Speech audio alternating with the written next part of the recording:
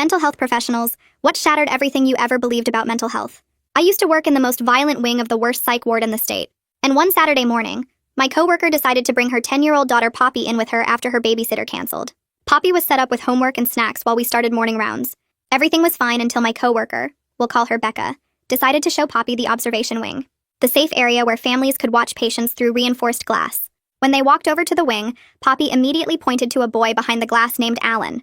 Alan was 11 and our most violent patient. 2 weeks ago, he'd bitten through a nurse's forearm down to the bone.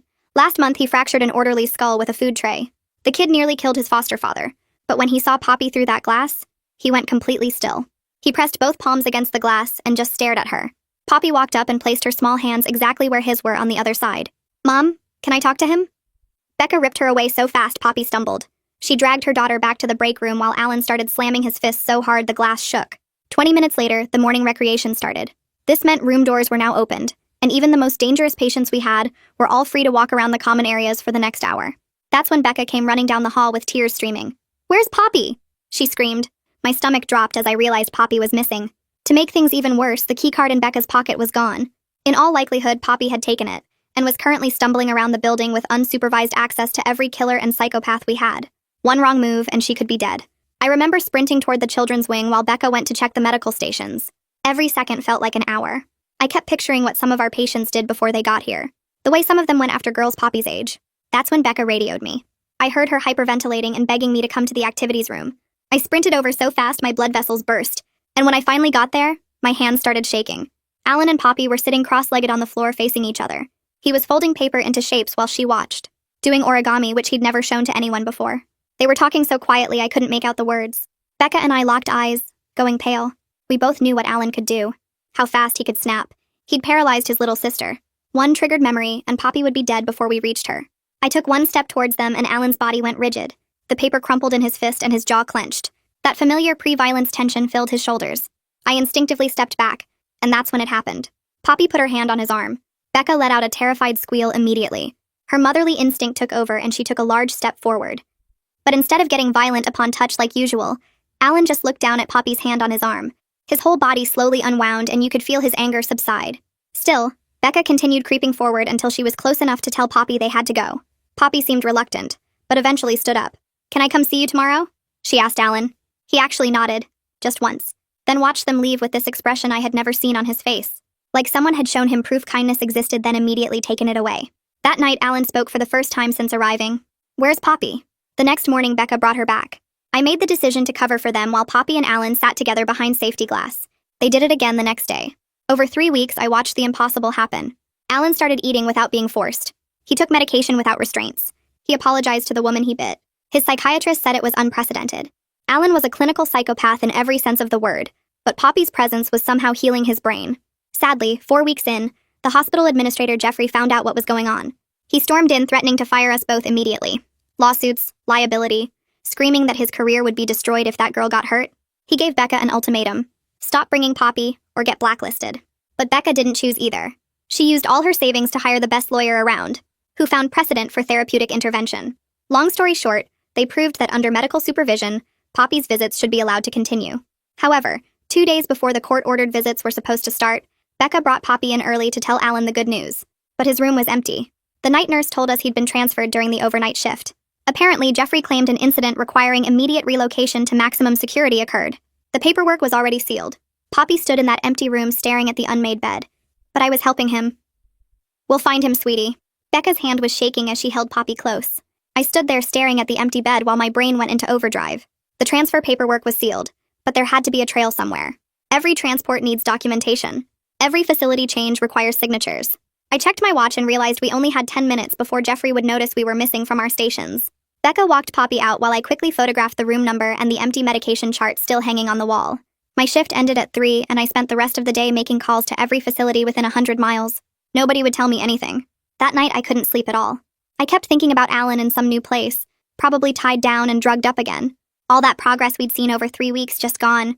My phone buzzed at 2 in the morning. Becca texted that she felt sick about bringing Poppy to work, but she wasn't giving up. She'd already left 3 voicemails for her lawyer. I texted back that we'd figure something out. The next morning, I got to work early and went straight to Fiona Hart's office. She was Alan's psychiatrist, and she was already at her desk looking mad. She hadn't been told about the transfer either. Her medical orders had been completely ignored. She showed me her notes from the day before where she'd written that Alan was making unprecedented progress. She mentioned that transport companies have to file route logs with the state. That gave us something to work with. I was heading back to my station when my phone rang. It was Diane Brennan, Becca's lawyer. She was filing an emergency motion since Jeffrey had violated the court order that was supposed to start in 2 days. But she needed proof the transfer was done in bad faith. She needed documentation showing there was no real incident. I told her I'd see what I could find. During my lunch break, I found Harmony Sumner, the night nurse who'd been on duty when Alan got transferred. She looked nervous when I asked her about it, but she remembered seeing the transport company name on someone's badge. Secure Move Transportation. She wrote it down on a napkin and whispered that what Jeffrey did wasn't right. Back at my desk, I called Secure Move, pretending to verify billing for a patient transfer. The woman on the phone got suspicious immediately and said they couldn't release any destination information. I was still on the phone when Stuart Bishop from Risk Management appeared at my desk. He stood there with his arms crossed, warning me about patient privacy violations. He said Jeffrey had told him I was asking questions I shouldn't be asking. After Stuart left, I called my union rep, Dan Strickland. Dan had been dealing with hospital politics for 20 years. He told me I had whistleblower protections if I documented everything properly. He'd seen administrators pull this exact move before when they got scared of liability. He gave me the number for the state ombudsman and told me to keep copies of everything. That evening, I stayed late going through old shift logs in the filing room. My hands were shaking when I found what I was looking for. An incident report about Alan dated the night of his transfer. But the timestamp on the computer file showed it was created the morning after. Jeffrey had backdated it to justify the transfer. I took photos of the screen showing the file properties and the report itself. The report claimed Alan had attacked a staff member but didn't name who. It was obviously fake. The next day, Fiona called me into her office. She'd drafted a medical affidavit explaining Alan's unique response to Poppy. She wrote about the neurological changes she'd observed and how disrupting this progress could cause permanent psychological damage. She was putting her whole career on the line by contradicting Jeffrey's decision. She asked me to give a copy to Becca's lawyer. I met Diane at a coffee shop near the courthouse. She read through everything I'd gathered and said it was exactly what she needed. She filed her emergency motion that afternoon. Within hours, she got a call from the judge's clerk. The judge wanted Child Protective Services to evaluate whether Poppy had been endangered by the visits. This could go really bad if CPS decided Becca had put Poppy at risk. Diane said we needed to prepare for the worst-case scenario where Becca could lose custody. My stomach turned thinking about Poppy being taken away when all she'd done was help a scared kid. But Diane had dealt with CPS before, and she knew how to frame this properly. She said we needed to focus on the supervised nature of the visits and the medical benefits that Fiona had documented. The whole thing was turning into a massive fight, and we still didn't even know where Alan was. 2 days later, a woman from Child Protective Services showed up at the hospital carrying a thick folder and a recording device. Her name was Yoon Yoon, and she had been doing this job for 15 years. She sat down with Becca in the conference room and started asking about every single safety measure we had taken during Poppy's visits with Alan. Becca showed her the visitor logs and explained how we always kept the safety glass between them. Yoon wrote everything down in her notebook and asked to see the actual observation room where the visits happened. She measured the distance between the chairs and took photos of the reinforced glass thickness. Then she asked if she could meet Poppy herself to understand the situation better. Becca called Poppy out of school early and brought her to Yoon's office downtown. Poppy walked in carrying a small cardboard box that she placed carefully on Yoon's desk. She opened it and pulled out 7 paper animals that Alan had taught her to make during their visits. There was a crane with wings that moved when you pulled its tail, a frog that could actually hop if you pressed its back legs, a butterfly with patterns drawn in pencil on each wing. Poppy explained that Alan had shown her special ways to fold the paper that nobody else knew. She demonstrated the technique for making a swan where you had to fold one corner exactly 17 times to get the neck right. Yoon watched Poppy's hands move with the same careful precision Alan must have used. She asked Poppy to teach her how to make the crane, and Poppy guided her through each step. Later that afternoon, Yoon went back to her office and started reviewing every case file she could find about Alan. She pulled records from 3 different counties and 4 different facilities. The pattern jumped out at her immediately. Every single time Alan was scheduled for a family visit or court hearing, he got transferred within 48 hours. It happened 6 times over 2 years. Someone had been keeping this kid isolated on purpose. She made copies of all the transfer dates and highlighted them with yellow marker. Meanwhile, Stuart Bishop sent an official memo to my work email marked urgent and confidential. It said I was under investigation for violating patient privacy policies and accessing restricted information without authorization. If I continued asking questions about Alan's transfer, I would face immediate suspension without pay. The memo had been copied to Human Resources and the hospital's legal department. I printed it out and added it to my growing file of evidence. That same week, Becca got another credit card bill in the mail, and her hands shook when she opened it. The legal fees had already hit $8,000, and Diane needed another retainer payment by Friday. Becca had maxed out her Visa and MasterCard, and was now using her emergency savings just to pay the minimums. She called her sister to ask for a loan, but her sister was dealing with her own financial problems. Becca started looking at her retirement account, even though the early withdrawal penalty would cost her thousands more. The next morning, Harmony pulled me aside near the medication cart and pointed toward the loading dock area. She explained that the security cameras had a 12-foot blind spot, right where the transport vehicles parked. The camera on the left couldn't see past the concrete pillar, and the one on the right was angled too high. Someone who knew the building layout could have moved Alan through that exact spot without being recorded. She drew me a diagram on the back of a medication schedule showing the camera positions and coverage areas. I went to the county clerk's office that afternoon and filled out a formal public records request for all transport authorization documents from the night Alan was moved. The clerk said it would take 4 to 6 weeks to process and cost 50 cents per page for copies. Jeffrey couldn't legally refuse the request, but he could delay it as long as possible. I paid the initial processing fee and got a receipt with a case number. Diane scheduled a deposition with the night supervisor who had signed off on Alan's transfer paperwork. His name was Carl, and he seemed nervous when the court reporter set up her equipment.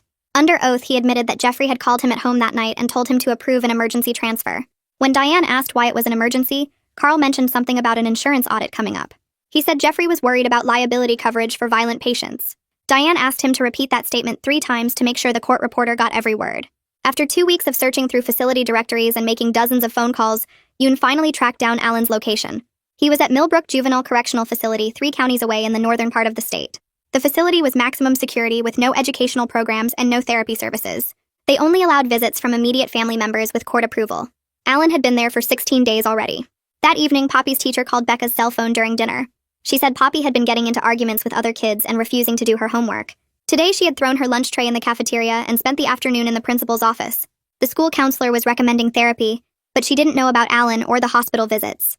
Becca made an appointment for Poppy to see someone the following week, even though she couldn't afford another bill. Fiona called me that same afternoon saying she'd reached out to the medical director at Millbrook about Alan's case. She'd sent over 3 weeks of detailed documentation showing his progress with Poppy, including charts of his medication compliance, and the complete absence of violent incidents during their visits. The director listened to everything and even seemed interested in the data, but told her that facility policy tied his hands completely. Maximum security meant no exceptions for visitor lists, period. 2 days later, I was finishing my morning rounds when Stuart showed up at the nurse's station holding a manila envelope. His face looked uncomfortable as he handed me the paperwork, and I saw something that almost looked like regret in his eyes. Jeffrey was putting me on administrative leave, claiming I'd been neglecting my regular duties while focusing too much on Alan's case. The leave was effective immediately, and security would escort me out within the hour. I packed my locker while the security guard waited, my hands shaking with anger at how calculated this all was. Being on leave meant I couldn't access the hospital computer systems anymore, couldn't look up patient records or transfer documents, but it also meant I was free from their non-disclosure agreements and could file complaints without fear of violating employee policies. I drove straight home and spent the entire day writing a detailed report about everything that had happened. Every secret visit, every improvement Alan showed, every lie Jeffrey told about the emergency transfer. I documented dates, times, witnesses, and attached copies of every piece of evidence I'd collected. The state ombudsman's office accepted my complaint the next morning and assigned an investigator named Rachel, who seemed genuinely interested in the case. Within 3 days, they'd opened an official inquiry and started requesting specific documentation about Alan's transfers and all incident reports from the past 6 months. Government investigators had power that we didn't, including subpoena authority and the ability to demand sealed records. Rachel told me they'd already found discrepancies in the transfer paperwork that warranted deeper investigation. Meanwhile, Becca had started working with Poppy's new therapist on something unexpected. The therapist had brought in a reactive shelter dog as part of their session, a German Shepherd mix that barked and lunged at everyone who came near. But when Poppy sat down on the floor and started talking to the dog in the same quiet voice she'd used with Alan, the animal went completely still. She didn't try to touch him, just sat there folding paper while talking softly about nothing in particular. Within 20 minutes, the dog was lying down next to her, calm for the first time since arriving at the shelter. The therapist recorded the whole thing on her phone, saying she'd never seen anything like it. Poppy had some kind of natural gift for reaching damaged creatures that nobody else could help. This video became powerful evidence that what happened with Alan wasn't a fluke, but a genuine therapeutic ability. Diane called me that evening with good news for once. She'd managed to secure a temporary restraining order preventing any further transfers of Alan without court notice and approval. The judge had been disturbed by the pattern of moving Alan right before scheduled visits or hearings, calling it suspicious at best and potentially illegal at worst. It was a small victory, but at least Alan couldn't be shipped off to another facility in the middle of the night again. Yoon had been working her own angles through CPS channels, and finally got permission to interview Alan at Millbrook as part of her ongoing investigation. She drove the 3 hours north and spent 40 minutes with him in a supervised visitation room. When she came back, she called me immediately with tears in her voice. Alan had whispered one word to her, just tomorrow, and spent the entire visit folding a paper crane with the single sheet of paper she'd brought. He still remembered everything, still had hope that Poppy would come back. The crane was perfect, every fold precise despite his hands shaking the whole time. Yoon said his eyes never left the door, like he was waiting for Poppy to walk through at any moment. The behavioral specialist at Millbrook pulled Alan's compliance data and sent it to Diane as part of the legal discovery process. The numbers were undeniable proof of what we'd been saying all along. During the 3 weeks of Poppy's visits, Alan's medication compliance was at 100%, his meal completion averaged 90%, and he had 0 restraint incidents. After the visits stopped, his numbers crashed within 48 hours. Restraints went up to daily occurrences, meal refusal became constant, and medication had to be forced. The data showed a clear correlation that even Jeffrey couldn't argue with. Numbers don't lie, even when administrators do. Then Diane got something even better from an anonymous source inside the hospital. Someone had leaked a whole folder of internal emails between Jeffrey and Stuart from the weeks before Alan's transfer.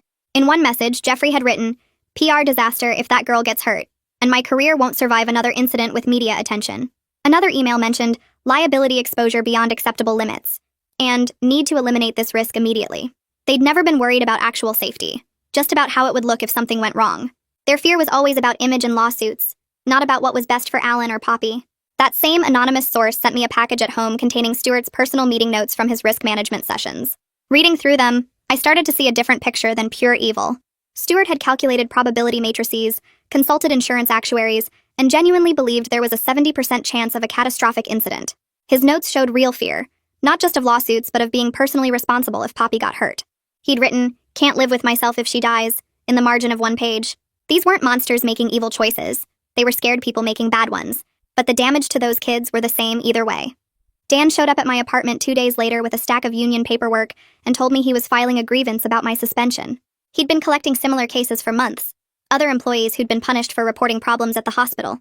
The union lawyer said we had a strong case since I'd documented everything, and followed proper whistleblower channels before going to the state. Dan spent 3 hours taking my statement while I showed him all the photos I'd taken of the backdated reports. His face got darker with each piece of evidence. Meanwhile, Diane called Becca with news that the judge had scheduled an evidentiary hearing for 3 weeks out and wanted specific proposals for how supervised visits could work safely. The judge seemed interested in finding a middle ground that would protect both kids while allowing some kind of contact. Becca immediately called Fiona, who started working on a detailed protocol that night. Fiona stayed up until 4 in the morning creating a framework with specific time limits, no physical contact rules, and mandatory nursing oversight at all times. She framed it as a research opportunity that could help other violent kids who might respond to peer connections. Her proposal included weekly progress reports, video monitoring, and immediate termination if any concerning behaviors appeared. While Fiona worked on the protocol, Alan's new facility decided to test whether any peer connection would help, or if it was specific to Poppy. They brought in a 13-year-old girl from their volunteer program who'd been trained to work with difficult patients. The girl sat outside Alan's room for an hour trying to engage him through the door slot.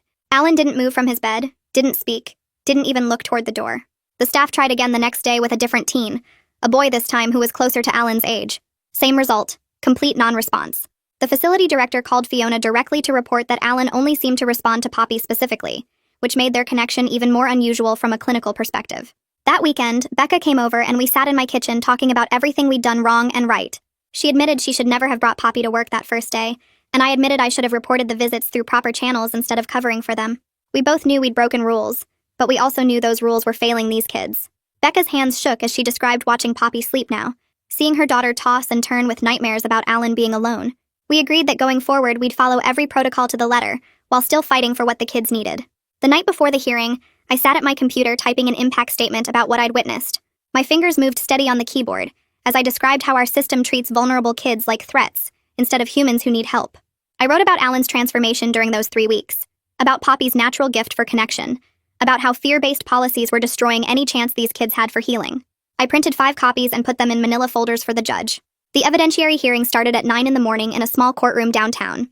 Diane presented our case methodically, showing the behavioral data, the medical reports, and the video footage from the hospital's own cameras, showing Alan's improvement during Poppy's visits.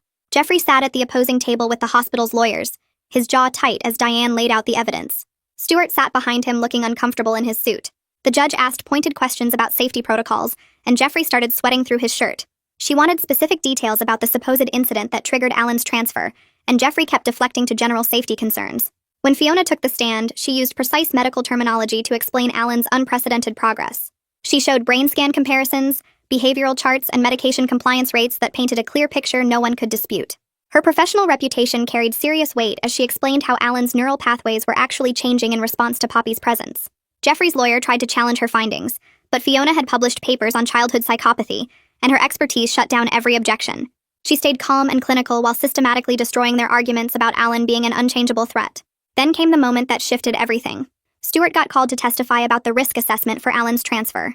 Under oath, With the judge staring directly at him, he admitted there had been no actual incident the night Alan was moved. His voice cracked as he explained he'd been trying to protect the hospital from potential lawsuits. He said he'd calculated the risks and believed he was preventing a tragedy. The courtroom went silent except for the court reporters typing. Jeffrey's face turned red as his own risk manager contradicted the official story. The judge asked Stewart to repeat his statement to make sure she'd heard correctly. Stewart confirmed again that the transfer paperwork contained false information about a violent incident that never happened.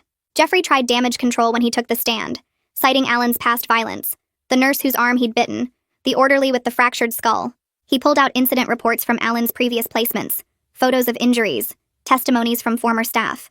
The judge cut him off mid-sentence and reminded him that past behavior didn't justify falsifying current documents or violating court orders. She said the issue wasn't whether Alan had been violent before, but whether the hospital had acted in good faith when they transferred him.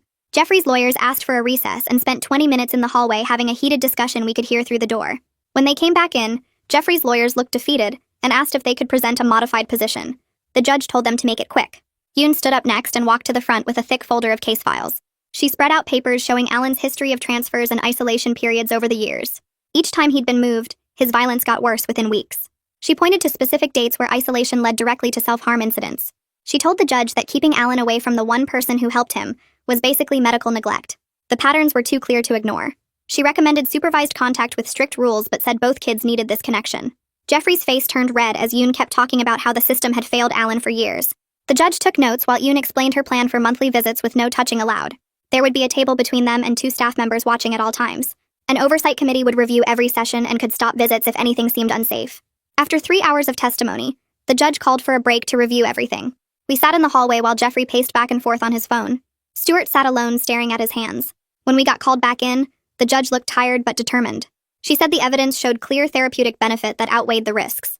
She authorized monthly 20-minute sessions starting in 2 weeks.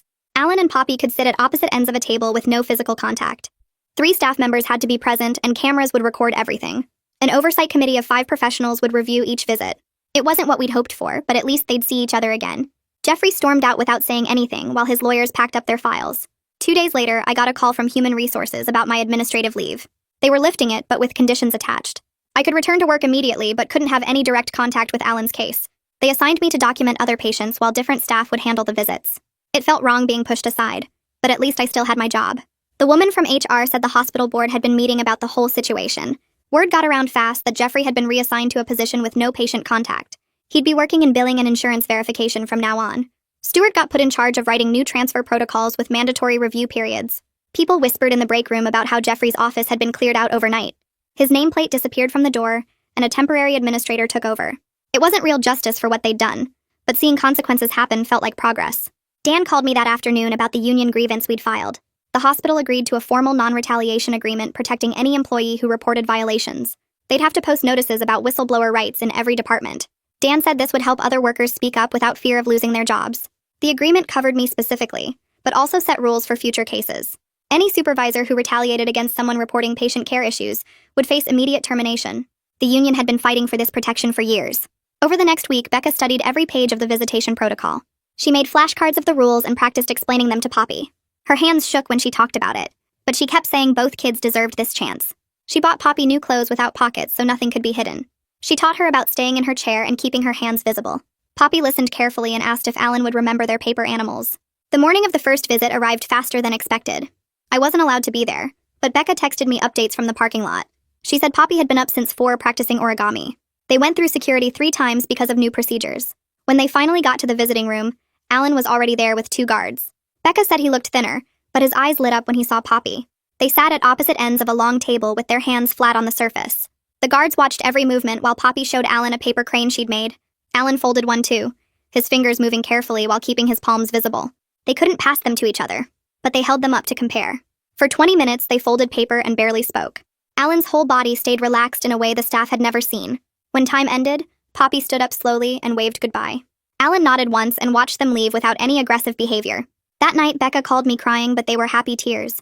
Poppy had slept through the whole night without waking up scared. No nightmares about Alan being gone or hurt. She'd been having bad dreams every night since he disappeared, but seeing him safe had fixed something. Becca kept saying both kids were going to be okay now. She could finally believe it. Fiona sent me an email about a paper she was writing on the case. She'd anonymized all the names and locations but documented the therapeutic breakthrough. Medical journals were already interested in publishing it. Other facilities started calling about implementing similar programs for their violent youth. She said Alan and Poppy might help change how the whole system worked. Yoon started coordinating services to help Poppy process everything she'd been through. She found an art therapist who specialized in trauma and resilience in children. The therapist met with Poppy twice that week and called Yoon amazed.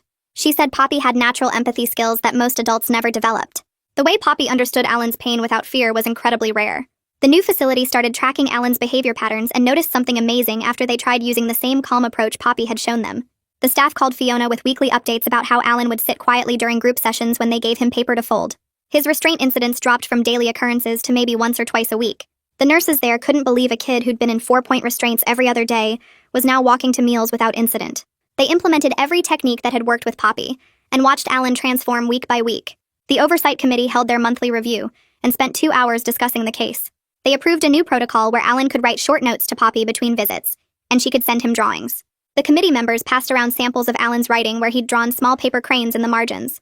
Poppy had started making colorful pictures of animals doing origami that the staff would tape to Alan's wall. Their connection stayed strong even when they couldn't see each other. Meanwhile, the state ombudsman's office contacted me about a position they had open.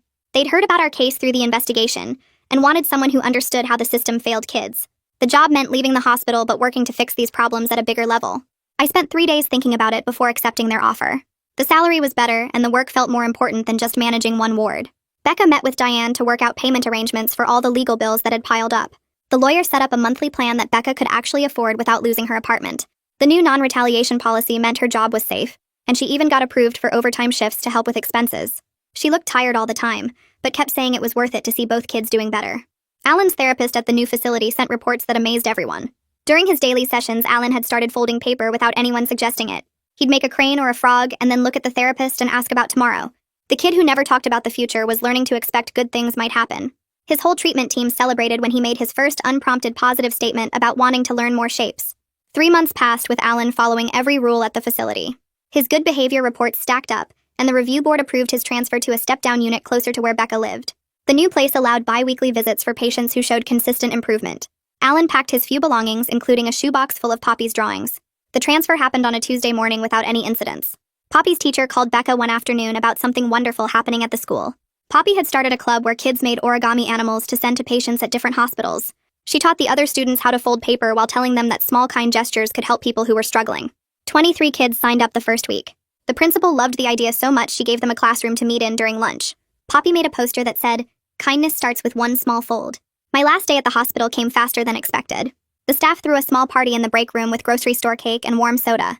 People signed a card wishing me luck at my new job. Stuart showed up near the end when most people had left. He pulled me aside and thanked me for standing up to the administration. He told me he'd started seeing a therapist to deal with his anxiety about work. He said watching everything that happened made him realize his fear was hurting people. He shook my hand and walked away before I could respond. Diane called me that week with news about her practice. She'd taken on 3 more families dealing with similar institutional problems. Our case had set legal precedent that other lawyers were already using in their arguments. She said one family had been fighting for 2 years to get their son proper treatment, and our case gave them the ammunition they needed. She was doing all these cases for free because she believed in the work now. Yoon reached out with something unexpected about Alan's family situation. His biological sister, who he'd hurt years ago, had been following his progress through the case reports. She was 17 now and wanted to try reconnecting with her brother. She'd written Yoon a long letter about forgiveness and wanting to understand what happened to Alan. Yoon was working with both facilities to see if supervised contact might be possible. The sister lived 2 hours away but said she'd make the drive if Alan was willing to see her. Yoon thought this could be huge for Alan's recovery if handled carefully. She'd already talked to Alan's therapist about how to approach the topic without triggering his guilt. The possibility of family healing seemed real for the first time since Alan entered the system. Everything kept moving forward with each small victory building on the last. The hospital board voted to require trauma training for every single staff member after what happened with Alan. Fiona got picked to run the sessions since she'd seen firsthand how connection worked better than restraints. She used slides showing Alan's behavior charts before and after meeting Poppy, while nurses took notes and asked questions about de-escalation techniques. The training rolled out over 3 months with mandatory attendance, and Stuart had to sit through every session looking uncomfortable whenever Fiona mentioned how fear-based decisions hurt patients. 6 months passed, and Alan's new facility sent progress reports that made everyone who'd known him before do a double take. He was talking in full sentences during Poppy's visits, and had started taking regular classes with other kids his age. His teacher wrote in the report that Alan tested way above grade level in math and science when he felt safe enough to participate. The kid who used to bite through people's arms was now raising his hand to answer questions and working on group projects without any violent incidents. Poppy and Alan spent one whole visit making paper animals together for the facility's Family Day event. They folded cranes and frogs and butterflies and dragons until they had enough for a whole zoo display that other families stopped to admire. Some younger kids asked Alan how he made the complicated dragon, and he actually showed them step by step without getting frustrated or angry. The staff couldn't believe they were watching the same boy who'd been in full restraints just months earlier. Becca called me one afternoon while I was packing boxes at my new apartment to tell me about Poppy's latest career announcement. The kid had decided she wanted to be a therapist after seeing how much the visits helped Alan, and nothing would change her mind. She'd already checked out library books about psychology and was teaching her classmates breathing exercises during recess when they got upset. That little girl understood something about healing that most adults never figure out, and she was only 10 years old. My new position with the state ombudsman's office meant driving all over to different facilities, investigating complaints about kids in the system. In my first year alone, I got 5 children out of bad situations using the legal precedent from Alan's case. Each time I filed the paperwork, I thought about how Alan and Poppy taught us that connection matters more than control, and every kid deserves someone who sees them as more than their worst moment. Alan's treatment team approved him for supervised trips into the community after 8 months of good behavior. His first request wasn't for fast food or video games, but to visit the public library downtown.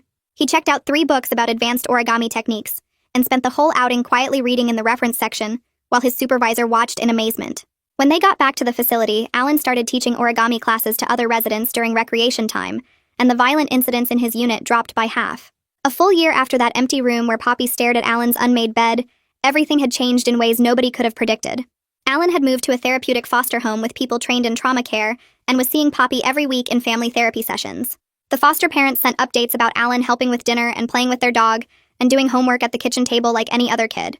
Poppy would visit on Saturdays, and they'd sit in the backyard folding paper or working on the school projects while Becca watched from the porch with tears in her eyes. Sometimes when I drive past the old hospital on my way to investigate a new case, I see paper cranes hanging in the windows of the violent ward.